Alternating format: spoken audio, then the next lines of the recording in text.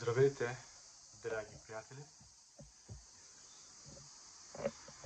Здравейте, драги приятели! В днешното видео ще ви покажа един много бърз и същевременно доста ефективен начин за справяне, моментно справяне с най-различни физически и психоемоционални състояния.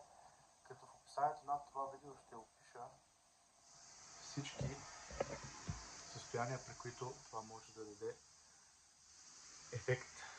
И сега всичко, което ви трябва е памук, спирт и игличка от спринцовка. Като ако вашето ухо е по-тънко, не е толкова месесто като тази част, тук горе хрущалната част не е толкова месеста. Има уши, които са месести навсякъде и такива, които тук горе са доста тънки. Ако са по-тънки, е най-добре да питате в аптеката коя е най-тънката игла, за да няма хематом. Ако ухото ви е така цялото доста голямо, дебело, с така няма проблем. Това, което трябва да направите е много просто като действие. Пригъвате ухото на две. Виждате ли тук как се получава връх? Този връх е апекса или върха на ухото. И с тази игличка трябва да го така боцнете, за да пусне 10 капки кръв или докато спре да кърви. Имайте предвид, че спирта увеличава кръвотечението, а сух памук ще спре кръвотечението, ако искате ако почва да текат повече от 10 капки. Или така продължително време не може да спре. С сух памук и притискане ще спре. След което вероятно ще почувствате доста неочаквано, може би, облегчение на физически и психоемоционални симптоми.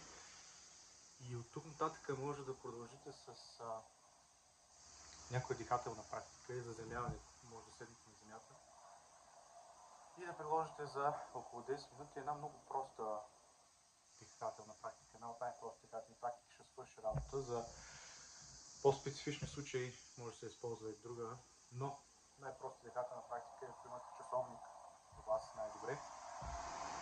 Да вдишате и издишате на равни интервали. Поемате за 5 секунди.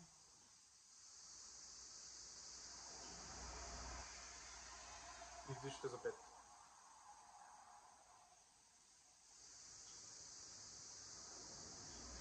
Поемането става през носа и коремно. Може да сложите ръка на корема.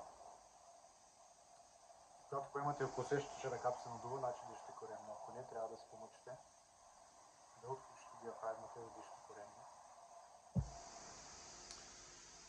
Това беше от мен за днешния клип. Тези от вас, които имат горе времето, оплакване, може да опитате да ми подпишете долу в коментарите. Дали съм ви бил полезен и колко.